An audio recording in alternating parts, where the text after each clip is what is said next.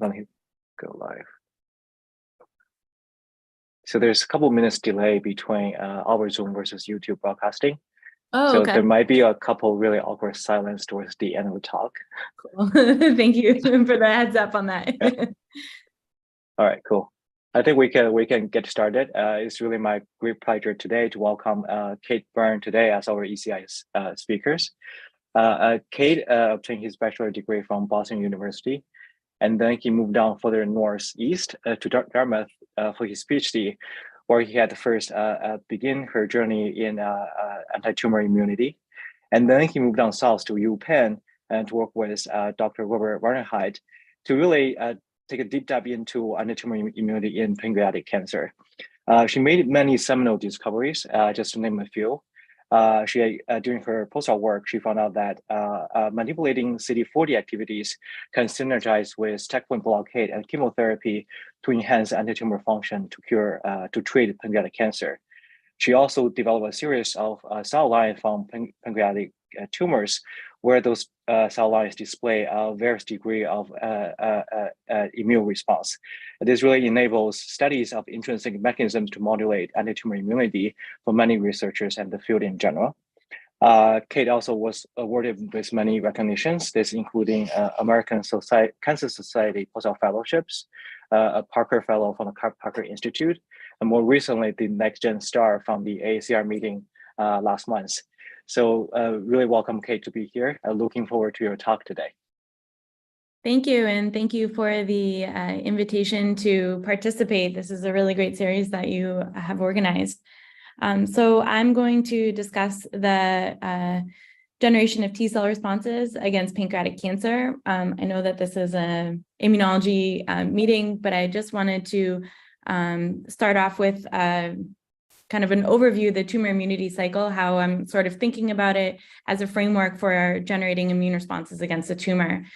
As many of us know, generating T-cell responses requires the release of cancer antigens and antigen presentation to drive the priming and activation of T-cells, trafficking of the T-cells to the tumor, infiltration and recognition of the tumor by the T-cells, and finally, hopefully, killing of the cancer cells. However, many of the steps along the way are broken, at least in one aspect, often in many different aspects. And so we need to overcome these deficiencies in order to improve the immune response against the tumor. Currently, much of the efforts for cancer immunotherapy have focused on the side of the immune response where you already have a pre-existing pool of T cells that are primed against the tumor, and they need to be rescued by immune checkpoint blockade, or mimic this pool by transferring in cells that have functional capacities on this arm of the immune response. However, this doesn't work in a number of different tumor types. Although a number of patients are eligible for immune checkpoint blockade, we're still talking about a minority of patients overall that have cancer. And even among those that are eligible, the vast majority are actually not responsive long-term to these treatments. And this is true even in patients that have high T-cell infiltration or high tumor mutation burden. So if we look at patients that have mismatch repair deficiencies, you can see that even, for example, in patients with pancreatic cancer, the response rate to immune checkpoint blockade is only 18%. And in some tumors, such as glioblastoma, it's even lower. Here, we're looking at histology from a paper from Pam Sharma's group, comparing the T-cell infiltration into patients with metastatic melanoma or patients with stage 1 or 2 pancreatic cancer that were eligible for tumor resection. And you can see even in these patients with a relatively high immune infiltrate in this pancreatic cancer subset, these patients will be almost universally resistant to immune checkpoint therapy compared to patients with melanoma that will be immune checkpoint blockade sensitive in a much broader range. So T-cell enrichment is not the only story that's regulating the response against immune checkpoint blockade, and we need to come up with other options to improve our responses to immunotherapy in the clinical setting. So I've chosen to study this in the context of pancreatic ductal adenocarcinoma, or PDAC, because this is a therapeutically resistant tumor in almost every setting, and especially in the context of immunotherapy. Clinically, this is a huge problem. PDAC is the third leading cause of cancer-related mortality in the United States, and unfortunately, this rate is increasing. And patients that have metastatic disease have only a 12-year survival rate. Combination chemotherapy has actually done a huge amount of work to extend the survival. And patients are sometimes eligible for surgery, but even among those that are eligible, the vast majority will recur. So this combination really isn't leading to a high population of long-term survivors. We need to put more options on the table for patients with this disease. About 10 to 25% of patients have a moderate T-cell infiltration, so they're not completely T-cell devoid. However, and T-cell infiltration does correlate with survival. However, they are completely resistant to immune checkpoint therapy, as I showed you before in the previous graph. And this is just histology showing a patient tumor sample where you can see that there is a high CD45 positive infiltrate into the tumor. But unfortunately, the majority of these cells are myeloid cells, and only in this small subset of patients do we actually see any T cells into the tumor. The T cells are relatively uncommon in the tumor nest themselves. So in the lab, we study this using the KPC mouse model. These mice have mutated KRAS and loss of P53, specifically in the pancreas. And so they develop spontaneous tumors with 100% penetrance in a fully immune competent mouse. And we found, along with others, that this mouse model actually models a number of different features of the patient tumor microenvironment that we think are really important for understanding in order to develop better therapies. There are tumor intrinsic and stromal elements that are regulating immunosuppression in the tumor site. Overall, these mice have an extremely low tumor mutation burden and very few currently identified neoepitopes, and they're highly resistant to immunotherapeutic interventions. And I just wanted to show an example of that. Here I'm showing mice that were implanted with a cell line made from a spontaneous tumor from the KPC mice. And I treated the mice with one of the standard of care chemotherapies, the combination of gemcitabine and nab-paclitaxel or Abraxane. And you can see either as single agents or in combination, we really don't see any control of this implanted tumor. Similarly, if we treat mice with single immune checkpoint or even dual immune checkpoint, we don't see long-term control of these tumors, and the tumors eventually grow out. So this mouse model recapitulates many of the problems that we're having in the clinical setting, where we don't see sensitivity to chemotherapy and we don't see sensitivity to immunotherapy. So going back to the tumor immunity cycle, instead of focusing on trying to rescue a population of T cells that we think may not exist in this mouse model and probably in a large proportion of patients with PDAC, we decided to focus on this side of the tumor immunity cycle where we can actually prime and generate this T cell response that we think is lacking. And by doing this, we hypothesize we'll overcome this deficiency in immunotherapy sensitivity in PDAC. So in order to do this, we're leveraging the agonistic CD40 antibody. This antibody mimics natural CD40 ligand, so it cross-links CD40 on antigen-presenting cells such as dendritic cells and leads to their licensing and maturation, which results in the priming of a T cell response. It can also cross-link CD40 on macrophages. Doing this as a monotherapy results in a tumoricidal population of macrophages that actually deplete the tumor stroma, but don't live to long-lived adaptive immune responses against the tumor. When I started, we wanted to see if we could leverage agonistic CD40 antibody in combination with chemotherapy using standard of care. And we thought that this priming immunotherapy might result in the generation of a T cell response against the tumor. So here I'm showing a normal treatment schema for us. We inject the tumor into the mice in black 6 mice. They're fully immunocompetent. And then we allow the tumor to establish for usually between 10 and 12 days until we have a detectable tumor that's between 3 to 5 millimeters in diameter.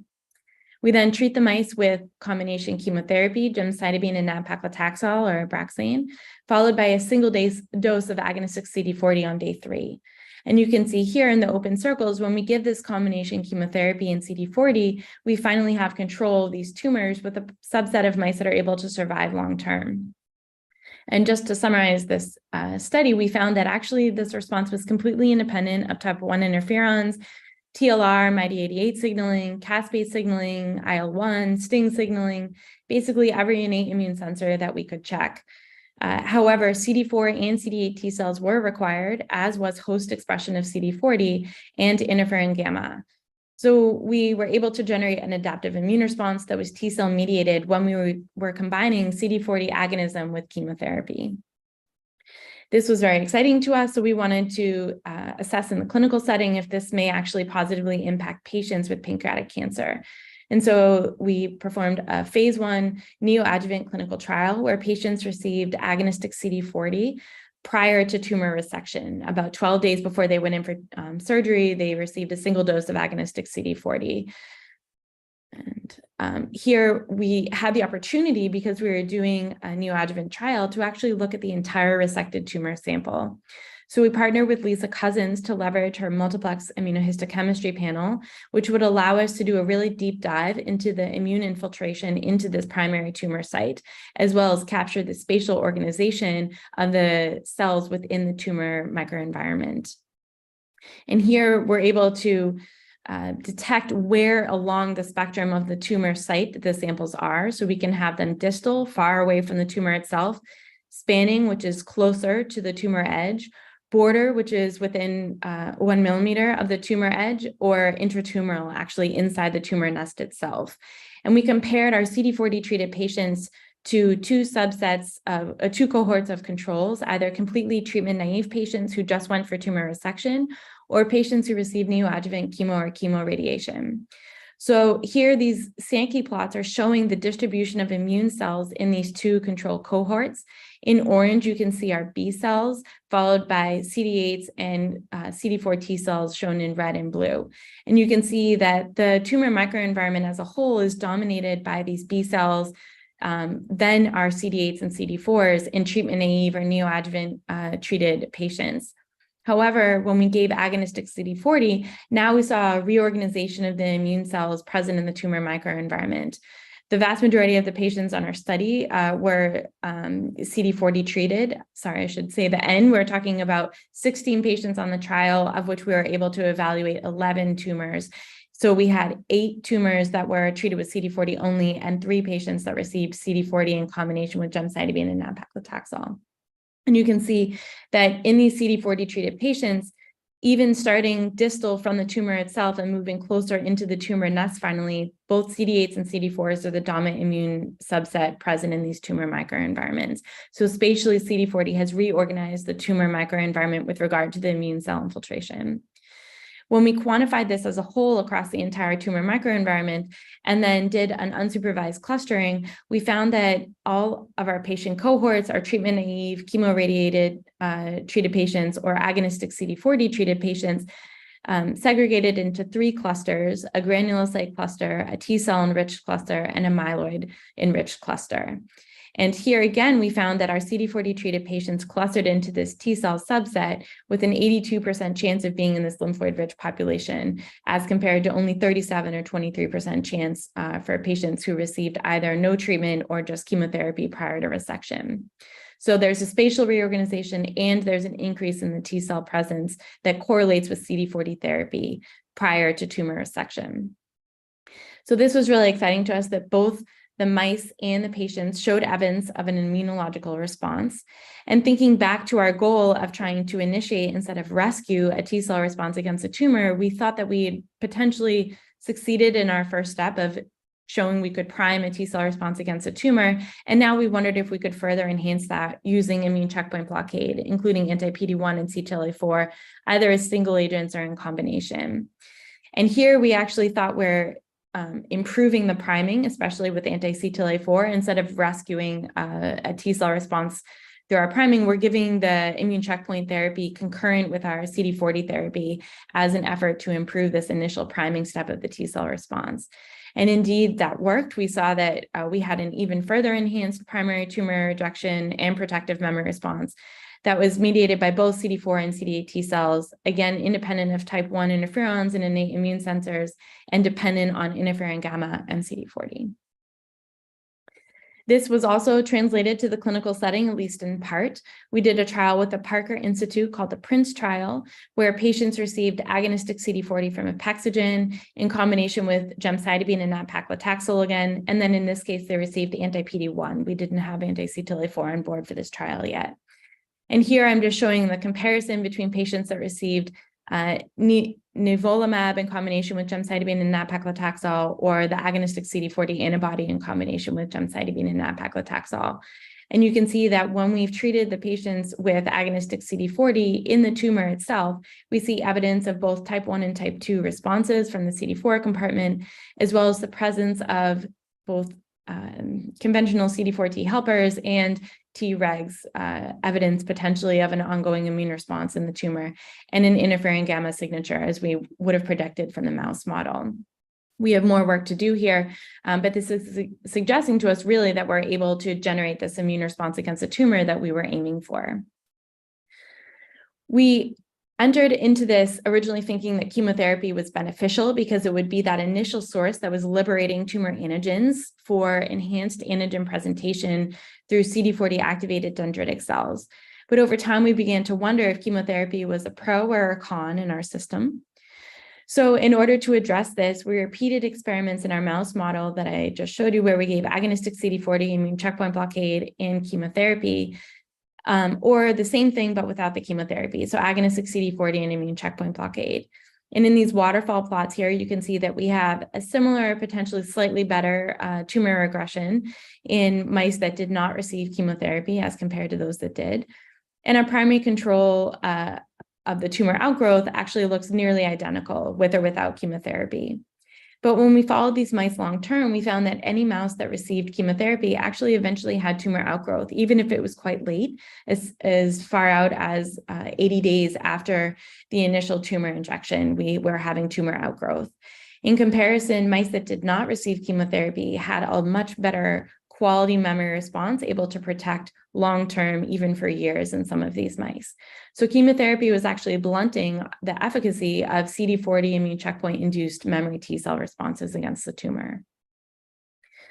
When we interrogated the type of activation that we were getting after giving agonistic CD40 and immune checkpoint, we found that we had evidence of global and systemic CD8 and CD4 T cell responses. So here in the top, we're looking in the blood at different time points after giving agonistic CD40 or immune checkpoint blockade.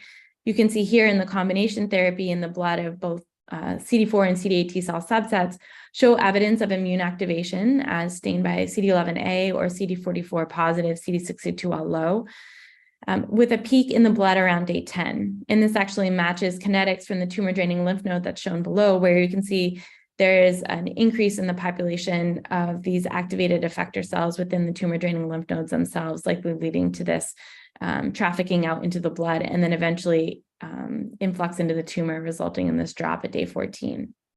Here I'm just showing specifically at day 10, broken out by therapy. You can see as matching these data over here that we have this increased population of activated effectors at day 10. And this is really only mediated by CD40. There's evidence in the CD40 alone group of the same activation, but when we give immune checkpoint blockade, we don't see any evidence of this T cell activation, suggesting that CD40 is really mediating this increased activation that we're detecting systemically. And when we look in the tumor microenvironment, this is at day 12 after giving the start of therapy, we find that actually there's an influx of CD4 T cells into the tumor microenvironment. You can see total T cells here in the tumor site at this day 12 time point. In blue is showing the CD40 and immune checkpoint blockade, and that's mostly made up of CD4 T cells. As you can see, there's not a huge increase in the CD8 T cell compartment. That's statistically significant, although there is a trend. We identified CCL5 as a major recruitment factor to the tumor microenvironment. So in purple here, we've given the same therapy, but blocked CCL5, and you can see this reduction in T cell infiltration that's mostly mediated by the significant drop in the CD4 T cell infiltration of the tumor site. And if we do a similar experiment where we transfer in CCR5 knockout CD4 T cells, you see that they're not able to traffic into the tumor site after therapy. So CD4 T cells are being primed and activated systemically and then recruited into the tumor site through the CCL5, CCR5 axis. So just to summarize this first part, we found that CD40 agonism in different combinations can induce T cell responses against pancreatic cancer. This is a pretty potent response, is able to reject established tumors and to control spontaneous tumors in certain settings.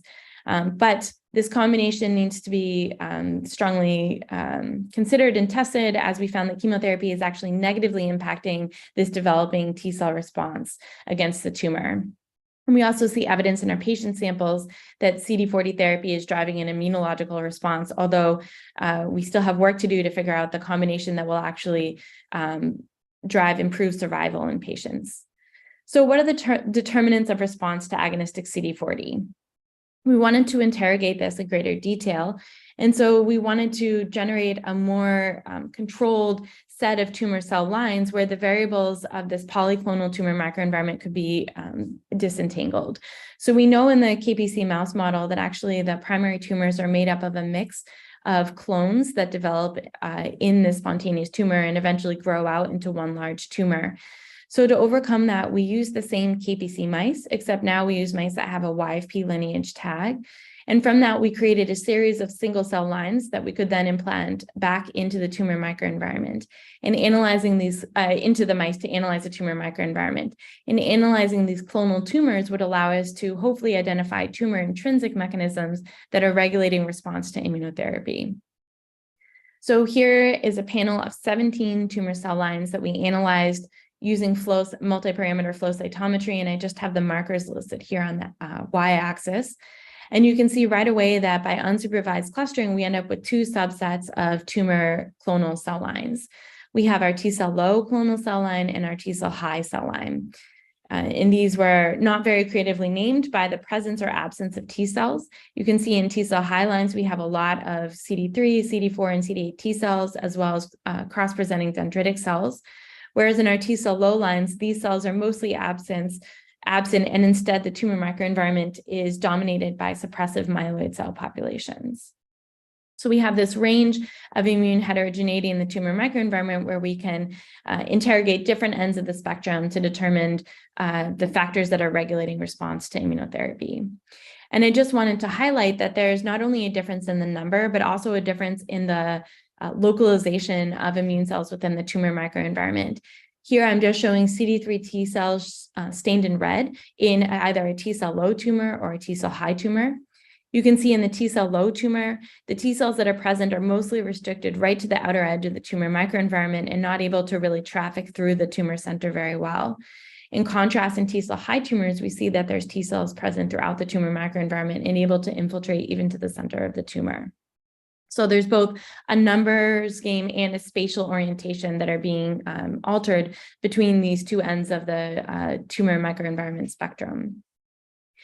So we wanted to ask if T-cell infiltration was really dictating response to therapy. So we're using the best combination therapy that we had previously identified, where we're giving dual immune checkpoint blockade, so both anti-PD-1 and anti-CTLA-4 together, in combination with gemcitabine, nab-paclitaxel, and agonistic CD40.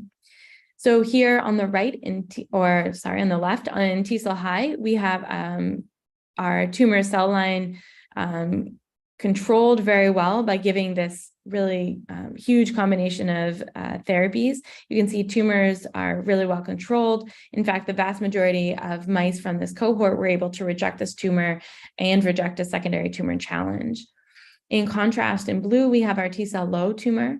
You can see that there's very little control of the primary tumor outgrowth, and none of the mice actually had any tumor aggression. All of these mice succumbed to tumor burden. So T-cell infiltration really was dictating the response to immunotherapy. And this was predicted previously by patient data as well. In the pancreatic tumor microenvironment, we find that this tracks with overall survival, even to treatments such as neoadjuvant chemo or chemoradiation. So here again, from Lisa Cousin's group, using that multiplex immunohistochemistry panel, you can see that patients that are predicted to have a lymphoid-rich tumor microenvironment have a much better overall survival after receiving neoadjuvant chemotherapy, as compared to patients that have either a mixed or a myeloid phenotype in their tumor microenvironment. Going back to the mouse system, we wanted to understand what were some of the tumor cell intrinsic factors that were dictating this immune infiltrate and therefore immunotherapy sensitivity. And I'm kind of skipping over some of the work that we did, but we identified CXCL1 as a tumor-secreted factor that was recruiting myeloid cells. So we took our T-cell high tumor line and we actually overexpressed CXCL1 to show that it really was recruiting the myeloid cells into the tumor microenvironment, and we could convert the T cell high tumor microenvironment to a T cell low phenotype. So you see when we overexpress CXCL1, now we have a recruitment of MDSCs compared to a previously lower recruitment when it was a normal T cell high clone. And now we see a reduction as well as in our cross-presenting dendritic cells and our activated CD8 T cells. In contrast, if we take a T cell low line and we knock out CXCL1, we can convert it to a T cell high phenotype. So you can see when we've knocked out CXCL1, we reduce the infiltration of MDSCs into the tumor site, and we're able to rescue the infiltration of activated effector CD8s into the tumor site. And finally, to determine if this was actually impacting immunotherapy sensitivity, here's our control T cell low line. It did not respond at all to this combination immunotherapy of CD40 and dual immune checkpoint, as we previously predicted. But when we take the same cell line and we knock out CXCL1 production, now we see great control of tumor growth after we give therapy.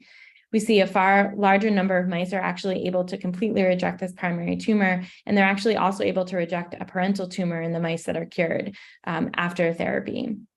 So tumor production of CXCL1 is recruiting MDSCs into the tumor site and preventing sensitivity to immunotherapy. So just to conclude this section, we found that therapeutic response is actually being dictated by the immune infiltration into the tumor site.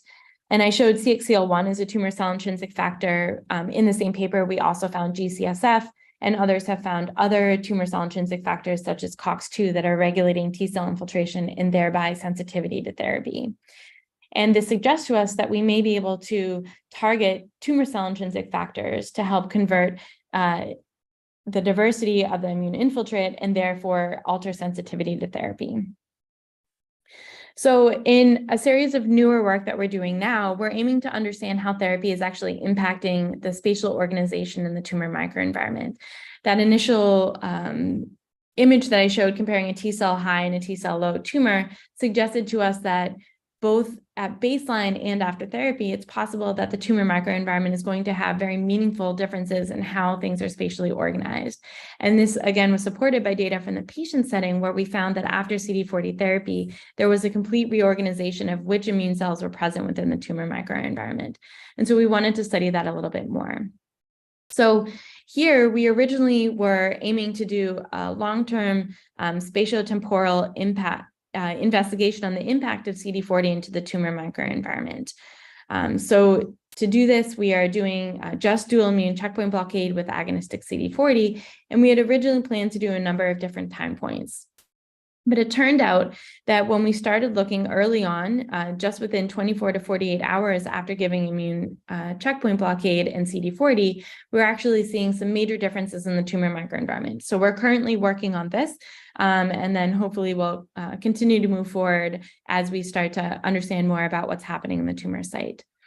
So here I'm showing a control tumor on the left-hand side of the page, and then a CD40 dual immune checkpoint tumor on the right-hand side. And in the top, we have our total CD3 cells. And as I showed you previously, this is a T cell high tumor. We see T cells throughout the tumor microenvironment in this example tumor. And that's true with or without therapy. There's no change in the global CD3 distribution in this tumor site after we give therapy. But what struck us at this early time point was that our Tregs actually have a completely different phenotype. So at baseline, they look just like the global CD3s. They're distributed evenly throughout the tumor microenvironment. But after we give agonistic CD40 therapy, we find that actually our Tregs are both significantly reduced within the tumor site and also redistributed to the outer edge of the tumor itself. So you can see here that the Tregs have been drastically reduced and moved to this border region of the tumor itself. This is unlike the global CD3 population that remains distributed throughout. So we've just quantified that down here below, both by histology as well as by flow cytometry. You can see the significant reduction in total Tregs in the tumor microenvironment. And then here we've tried to capture this change in the distribution of the Tregs. So here's our control tumors where we're showing CD4 T cells, CD8 T cells, or Tregs. And you can see that those are relatively similarly distributed throughout the tumor microenvironment, where we've binned the tumor into 250 micron bins starting from the outside edge of the tumor. But you can see here in our CD40 dual immune checkpoint treated mice, there's a huge concentration of these Tregs right at the tumor edge within this first 250 micron bin, and then it drastically is reduced as we move towards the tumor center. So this was quite interesting to us. Of course, we're using anti-CTLA-4 in our combination. So the first thing that we wanted to do was really interrogate if this drop in the Tregs was being mediated by CD40 or anti-CTLA-4. So here I'm showing Treg stain in a number of different tumors, either control treated, CD40 alone, dual immune checkpoint without CD40, so anti-PD-1 and anti-CTLA-4, or the combination of anti-CTLA-4, anti-PD-1, and agonistic CD40. And this is quantified both by histology and flow cytometry. And you can see right away in the red and the purple, the mice that received agonistic CD40 either alone or in combination with dual immune checkpoint had this significant drop in the Tregs that I showed you on the previous slide, true both by histology and flow cytometry. In comparison, if we treat mice with either PD-1 alone or CTLA-4 alone or both, we see some trend to reduced Tregs. There is some drop in the Treg compartment when we're giving dual immune checkpoint, but it's nowhere near as striking as what we're seeing with agonistic CD40. And furthermore, the redistribution of the Tregs is present in mice that received CD40 either alone in combination, but not present in mice that received anti-PD-1 and anti-CTLA-4. This tracks with previous data that we had reported where we found that CD40 either alone or in combination with either gemcitabine or nab-paclitaxel or both significantly reduced Tregs in the tumor microenvironment completely independent of CTLA-4. And it's not to say that CTLA-4 doesn't work in our hands. If we repeat the CTLA-4 experiment in mice bearing B16 melanoma tumors, we see this reduction in the Treg compartment that has been reported, but we can't recapitulate that to the same extent in the PDAC system. So it appears that CTLA-4 is not a major contributor to this reduction in Tregs in our hands, but this reduction of Tregs is instead mediated by agonistic CD40 therapy. And just to really try and convince you that this is true, we did the same experiment in wild-type mice, as I've been showing you, or in CD40 knockout mice, where the mice cannot bind to agonistic CD40 antibody. And you can see that if we calculate the fold change in Tregs in wild-type mice, we see this reduction that I mentioned previously, but in CD40 knockout mice, you see that there's actually no reduction in Tregs in the tumor microenvironment after therapy, both by histology and by flow, and no redistribution of the Tregs in the tumor microenvironment itself. So host CD40 expression is required for Treg loss, and Treg loss is being mediated by agonistic CD40. So we had a number of different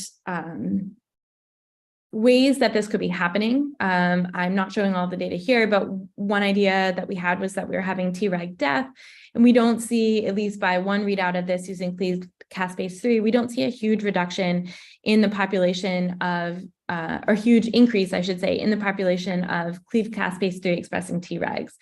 So it suggested to us that perhaps our Tregs are changing their phenotype. And there's evidence of this previously in the literature, especially in settings of high inflammation, that Tregs can actually convert away from a FOXP3 expressing cell. And we wanted to see if that was potentially happening in our tumor microenvironment. So to do that, we're taking advantage of FOXP3 lineage trace mice. These mice have FOXP3 iris GFP that's in real time. A cell that is FOXP3 positive will also be GFP positive. But we can also use a tamoxifen-controlled permanent labeling of TD tomato in any FOXP3 expressing cell. So what this means is functionally we are injecting tumors and allowing them to establish, and then treating the mice with tamoxifen when we have a detectable tumor. And this means that between day 8 and 10, when we are giving our tamoxifen, any FOXP3 cell at that time is permanently labeled with TD tomato expression. And then after we give 2 days rest, we then treat the mice with immune checkpoint therapy and CD40 prior to our takedown 48 hours after giving CD40 therapy. And over here, I'm just showing exactly what the readout would look like by flow cytometry. We see that our conventional Tregs will be both GFP positive or FOXP3 positive and TD tomato positive. They were Tregs at the time we gave tamoxifen, and they remain Tregs. Any new Treg would be GFP positive and TD tomato negative, meaning that it developed after the tamoxifen pulse was finished. But the population we wondered if it was existing in the tumor microenvironment would be this XTreg population that we're calling it. So these cells were FOXP3 positive at the time of tamoxifen labeling. They were TD tomato positive, but they are now GFP or FOXP3 negative. So these were cells that would have been Tregs earlier, and then after therapy have lost FOXP3 expression. Hopefully that makes sense. So just to show you what this functionally looks like, we have our control tumors, as I showed you before. Here we're showing all of our cells that were at the time of labeling a Treg. And then you can see what we're calling our conventional Tregs or CTregs. And these are mice that were TD tomato positive at the time of labeling and still retain FOXP3 expression at the time we're doing flow. And you can see that, as we had previously shown, there's a huge reduction in this CTreg population after we give CD40 therapy. They're basically gone from the tumor center and they've redistributed to this outside edge of the tumor. And then in red, we're showing this XTreg population. So these are cells that were TD tomato labeled at the time of tamoxifen, but have now downregulated FOXP3. And we see low-level turnover of this in our control tumors, but we see that there's a huge abundance of these cells in our FBC-treated tumors. And this is just quantified over here. We see this drop in the conventional Treg compartment after we give CD40 therapy, both by histology and flow, and this striking increase in this XTreg population where we've lost FOXP3 expression in the mice that were treated with CD40 therapy. Furthermore, as you can actually see here by the images showing CTregs and XTregs, both compartments of Tregs are redistributed to the outside tumor edge. Even our XTregs are not staying in the tumor center. They're all moving to the tumor edge, which we think is really interesting.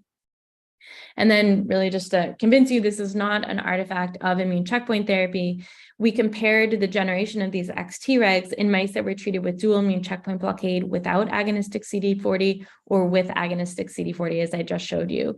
And you can see the CTreg population is really not reducing in the absence of CD40 therapy. And there's still just this low-level turnover of XTregs in those mice as compared to mice that are receiving agonistic CD40 therapy. And that's just quantified here. This reduction in CTregs does not occur in the absence of CD40, and this presence of XTregs is only detected in mice that received CD40, along with this redistribution.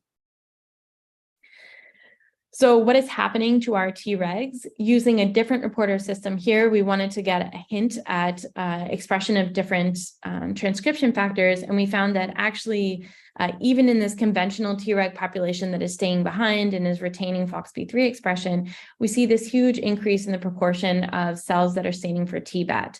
So here you can see that it's a relatively uncommon population of cells that are TBAT positive within our control treated mice, but there's an increase in this population of TBAT positive CTregs, and they're stuck to this outer edge of the tumor.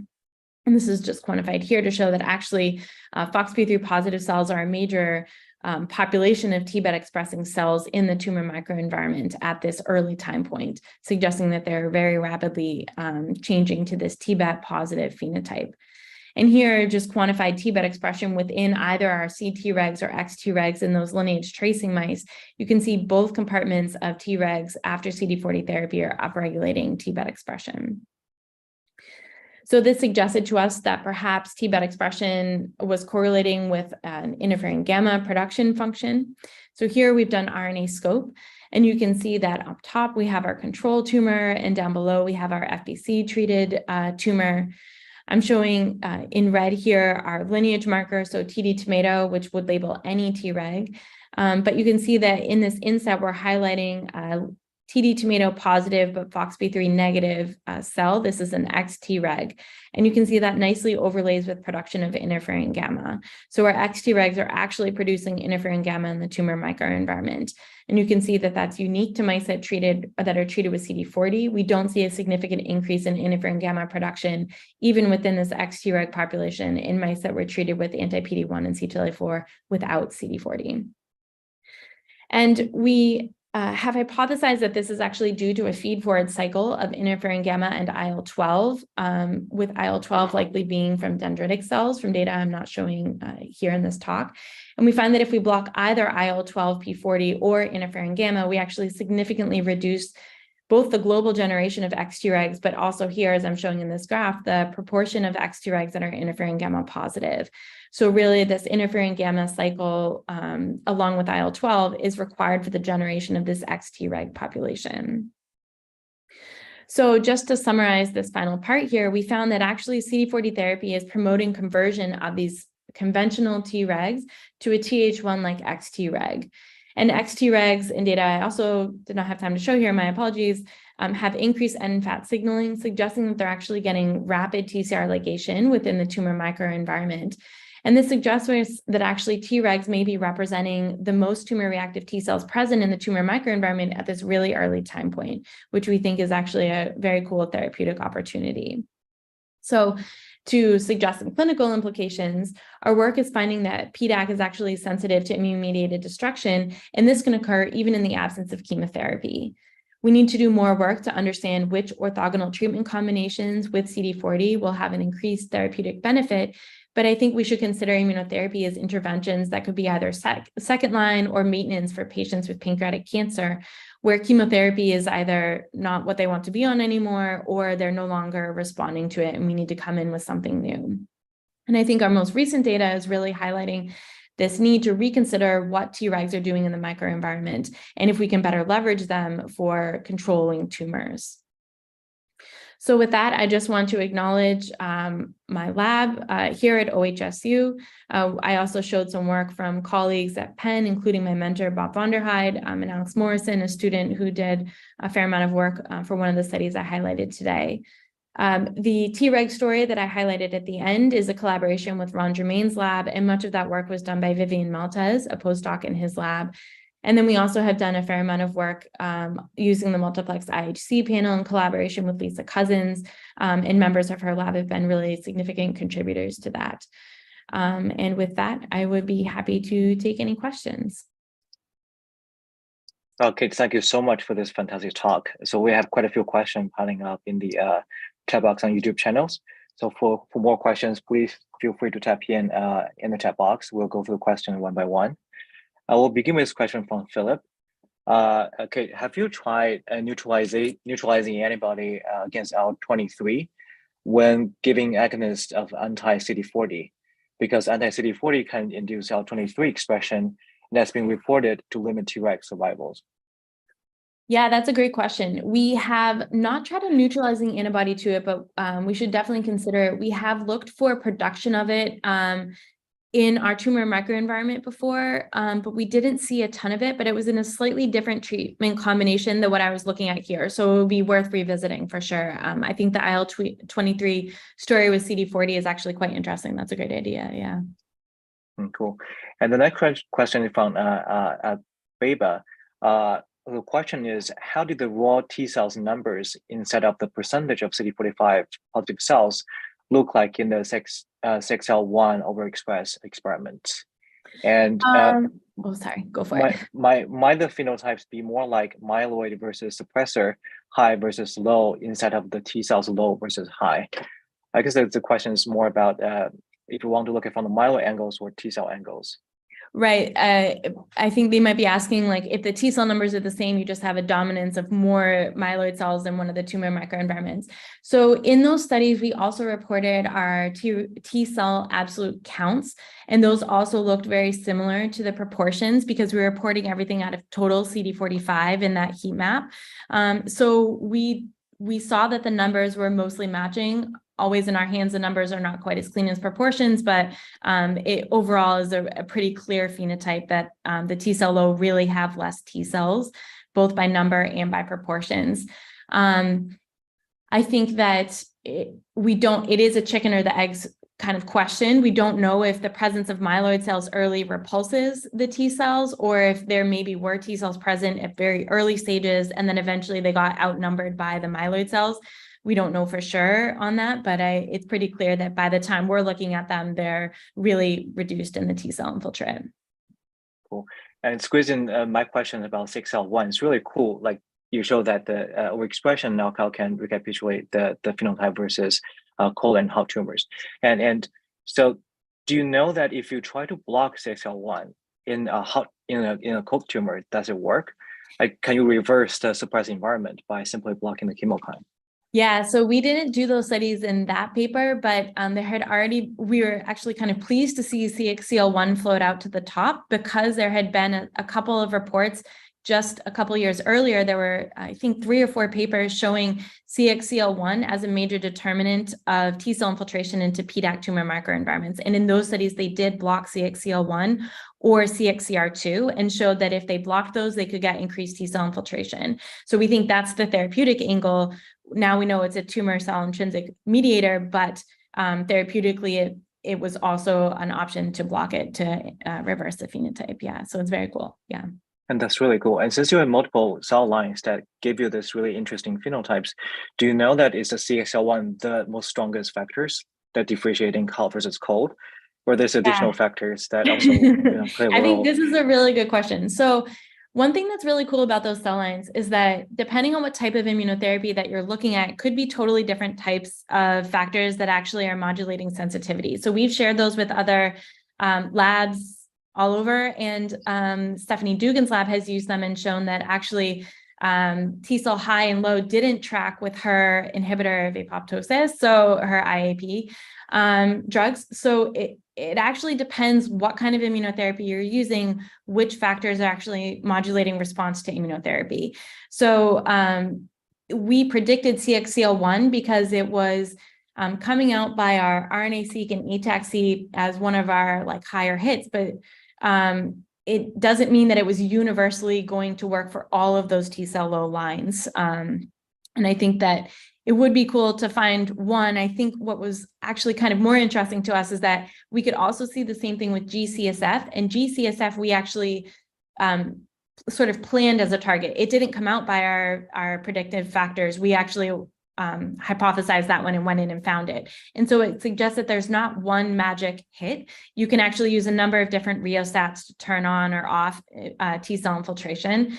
So I think it suggests that the tumors can be vulnerable in a number of different ways, which just depends how you want to try and find it, basically, which method you want, which approach you want to use. Yeah. So cool. And a question from Eddie. So thank you for a really interesting talk. I was wondering how you reconcile your results from benefit of CD40 treatment in mouse models with the negative clinical results from of the PRINCE trial. Yeah, I think we were, of course, disappointed because we had high hopes for it. Statistically, we were off by 1 patient, but that is why we do stats to predict how many patients we need. So I think on our side, I think patients need the best options on the table. And if that is not CD40, then that's the answer. I think, though, mechanistically, our group predicted that CTLA-4 would be a more important partner than PD-1 because CTLA-4 has actually been shown to be enhancing this priming step, especially of CD4 T cells, which both in the mice and in the patients are floating to the top as a really important cell population in the tumor microenvironment. And Jim Allison's work recently is around the same time, I guess, that we are publishing some of our studies was showing that CTLA-4 is really enhancing this CD4 priming step. And so it's planned that there will be a CTLA-4 CD40 arm at some point in the Revolution trial, which is sort of the follow-on to the PRINCE trial. And I'm hopeful that we'll see better results there. I think the interesting thing about CD40 is that it doesn't go through many of the common tumor cell priming pathways. So the type 1 interferons, the innate immune sensors, STING, all of these pathways are actually still open concepts. And so you can imagine hitting orthogonal pathways by using CD40 with a STING agonist, for example, which some groups are already starting to look at. And I think that that's one of the nice options about using CD40 as part of a backbone treatment. It's certainly not going to be a standalone therapy for patients. It's going to need the right partners to help patients in the clinical setting, I think. Yeah. Mm-hmm. And stay with the CD40 angle of this. Stephanie have a question about CD40 expression in patients. So what does CD40 expression look like in patient tumors, and how does it really affect the agonist effects of anti-CD40 therapy? And also in mice, would injecting CCL5 improve T cell migration into the tumors? Yeah, starting from the second part, it's a little bit difficult to inject into these tumors. I think it would also be a little bit difficult in patients, but you could imagine different ways to try and deliver it intratumorally that could be beneficial to recruit T cells. I think we'd want to be sure we're still getting priming. So to move to the second part of it, or the first part, I guess, but the second part of the answer, CD40 expression can be on the macrophages, and this is part of this tumoricidal macrophage phenotype that Gregory Beatty had previously reported. And this is impacting inflammatory macrophages that actually migrate into the tumor microenvironment, and they help to destroy the tumor stroma, and that happens in patients and in mice, he showed. We also know that CD40 is hitting our cross-presenting dendritic cells, and those cells are becoming more activated in patient tumors and systemically in patients and in mice. So those dendritic cells we think are really important for that priming. So even if we did like a CCL5 delivery approach, we'd still need to ensure that we had a nicely primed pool of effectors that could be responding to the CCL5 delivery. So hopefully that sort of answered both of her questions in one. Cool. And we have a couple more questions about the Treg part of the story. It's really a fascinating story. Starting from Philip, he's wondering that, do you think that the loss of suppressive Tregs functions is a key factor, or do you think there's something about the TCR specificity of those Tregs coupled with interferon gamma production is actually the key? Yeah, I think that's a really fabulous question. We would love to be able to disentangle these two. We have done some preliminary FOXP3 DTR experiments, and it's not quite the same. It's a little difficult to monitor tumor response in those mice because they don't really survive very well long enough. But we're really interested in understanding this as well. I think that there's definitely a benefit to the tumor microenvironment in having the Treg reduction, but I think this early burst of interferon gamma is really important for the reorganization and recruitment of the tumor immune cells into the tumor microenvironment that sort of tip it in favor of tumor rejection. So yeah, I think that's a really good question. Another follow-up angle question along the same angle for the Treg is, I'm curious for the Treg conversion, you show really nicely that the increase with T-beta positive Tregs more along the boundary of the tumors. Do you think that's where the conversion happens? Or is it mostly the migration effects? And if that's where the conversion happens, do you know if that correlates with any spatial features for any of the myeloid cells, either DCs or macrophage? Yeah, I think this is a really fabulous question. Honestly, we didn't predict that the XTregs would also be restricted to the tumor edge, and the fact that they are suggests to us that there's probably a migration that is happening either concurrent or prior to the conversion to the XTreg phenotype. With regards to trafficking with other immune cells, we're in the process of analyzing that at this time point. It's definitely not a T cell subset, but it is possible that it could be a dendritic cell subset, for example. So we're analyzing this now, yeah. Very cool. And one of the last questions from Cecile. Thank you, Kate, for fantastic talk. I thought natural Tregs were less dependent on CD40 and CD40 ligand interactions. Why do you think that they're more impacted by the CD40 therapy than the FOXP3 and negative CD4 T cells?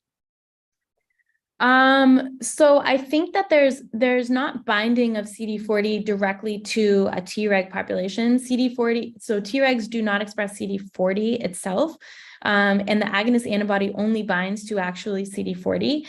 So we think actually CD40 is hitting our dendritic cell compartment, and we know in this preprint, we've shown that if we use, for example, BATF3 knockout mice, we don't get this re-education of the Treg compartment. So we think that there is this important crosstalk between the dendritic cells and the Tregs. And we're not sure that that's mediated by CD40 ligand interactions on the Treg side, if that was maybe what she was asking there. And I didn't understand that at first. So instead, we think it's just more Treg fragility. We know that these XTregs have lower expression of Helios, and we think that the exposure to interferon gamma and or IL-12 is pushing them to become re-educated. We don't know for sure if they're nTregs or induced Tregs in the tumor microenvironment, but we suspect that maybe these are like iTregs that are just more fragile at baseline and then easier to sort of push back into a T helper phenotype instead of retaining the Treg phenotype because of this fragility phenotype. So we see that Les Helios already said that. So that's what we think. We don't know for sure. Cool. Sounds really exciting. I think that's all the questions on YouTube channel. Kate, thank you again for this fantastic seminar. And thanks everyone joining us online, and thanks for the questions. So we look forward to seeing you guys in 2 weeks. Thank you.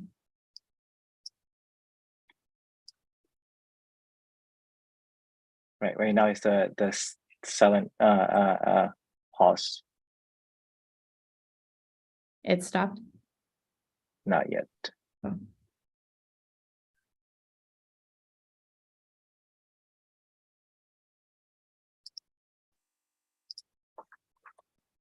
All right, nice talk. Nice talk. Awesome.